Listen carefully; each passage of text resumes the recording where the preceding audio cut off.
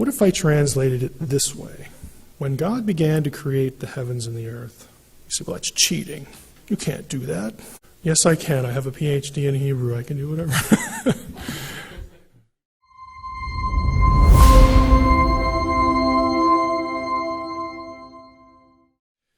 Clause structure is the key to understanding why Genesis 1:1 through 3 can be taken a variety of ways.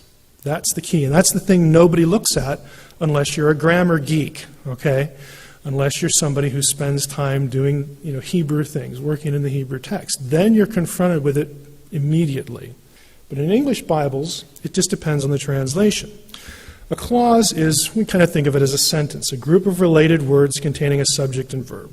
It may or may not express a complete thought. A verb might be present, or it might be understood. You know about understood subjects and understood verbs, things that just aren't there in the text, but you kind of know because you know English that they belong there. Same thing happens in Hebrew. There are independent clauses, and these are clauses that contain a subject and a verb and express a complete thought. They stand alone. They don't need anything else to express the complete thought. Example, Jim studied in his room for his chemistry exam. It's a complete thought. It's not giving you the impression that you're missing any information in order to completely understand it. There are dependent clauses, though, that don't stand alone. When Jim studied in his room for his chemistry exam, what?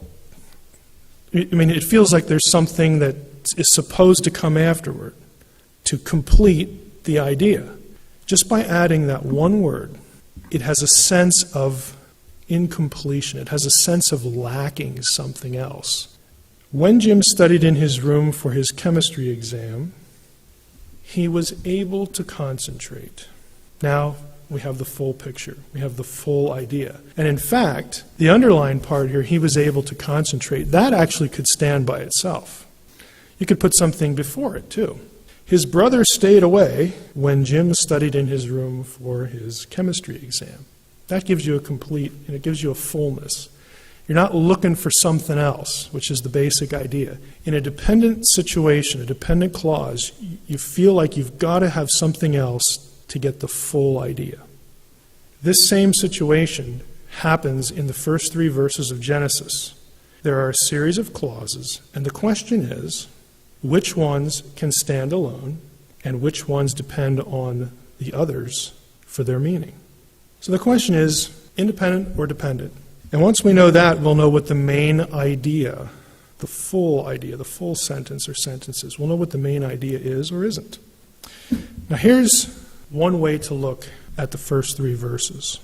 I have the second verse in blue for a reason. In the beginning, God created the heavens and the earth. Now the earth was without form and void, and darkness was upon the face of the deep. And the Spirit of God was hovering over the face of the waters. And God said, "Let there be light," and there was light. What is the role of verse 2? Does it proceed from verse 1? Or does it do something else? Do we have a sequence, a chronology? Or do we have, first verse 1 happens, God creates heavens and the earth. Then the earth was without form and void, as though that's the result of verse 1. And then verse 3 follows. It's a linear sequence. 2 is the result of 1, 3 follows 2. No kidding, Mike, it's 1, 2, 3. All right? Is that the way we're supposed to look at it? Now, traditionally, that is how Genesis 1:1 through 3 has been understood. 2 is the result of verse 1. That's the traditional interpretation.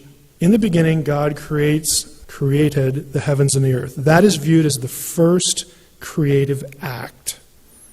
God does something in verse 1. The result of that are the conditions we see in verse 2.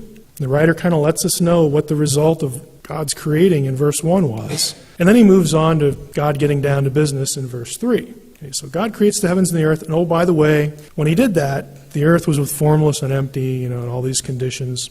And then God said, "Let there be light," and we get down to business. Okay, that's the traditional way of looking at it. So we have independent clauses in verses 1 and 3 and dependent in 2, and the dependent is the result. That's the relationship. So here I have grayed out, in the beginning, God created the heavens and the earth. That's the translation we're used to. But now let's play around a little bit. What if I translated it this way? When God began to create the heavens and the earth, you say, well, that's cheating. You can't do that. Yes, I can. I have a PhD in Hebrew. I can do whatever. No, seriously, if you look in the Jewish Publication Society translation of Genesis 1:1, that's it. When God began to create the heavens and the earth. Now, is that a complete thought or an incomplete thought? That one's certainly incomplete because it's prepping something to follow. You're being prepped as a reader. So when you put the word when in front of it, you know that it's just leading to something. It's not an independent thought or act. It's leading to one that you haven't gotten to yet. Now let's put them side by side, or I'll get there eventually. We have, in the beginning, God created the heavens and the earth. Again, that's the traditional translation that most of us are used to. Hebrew, of course, was not written with any vowels. I have added a vowel here in red. If I was a Hebrew scribe using the vowel system that was invented at around the 8th century A.D., those are the only vowels we have, those little dots and squiggles that you see on a Hebrew text, the vowel system. If I wanted to be sure that my reader would understand I'm talking about the beginning, in the beginning, I would use that little mark that looks like a capital T. And it would be pronounced ba-reshit. That's called in Hebrew the definite article.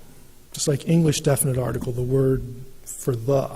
Now, if I wanted to opt for when God began, it would look this way. It would be 2 dots underneath. And that means there is no definite article. It's a vocal cue that we don't have a definite article here. That would be be-reshit. Which one do you think is in your Hebrew Bible? The Hebrew Bible that like everybody uses now, that has come down to us from centuries ago. The Dead Sea Scrolls do not have vowels. Vowels only start again in the Middle Ages. Which one do you think we get in Hebrew texts that have vowels? It's be-reshit. The translation, when God began to create, is a completely legitimate translation. So let's go back here. We got 2 possible translations. If we opt for the when translation, now look, I've changed the colors. Now we have dependent clauses. We don't have a series of independent ideas. We have 2 full verses of clauses that are leading up to something. And that something is verse 3, and that is the main idea. That's the independent thought. So here, just think about it. Read along with me or in your mind, and just think about how it sounds. When God began to create the heavens and the earth, now the earth was without form and void, and darkness was upon the face of the deep, and the Spirit of God was hovering over the face of the waters. Then God said, "Let there be light," and there was light. It really has a different feel. It sounds like everything in verses 1 and 2 are just prep.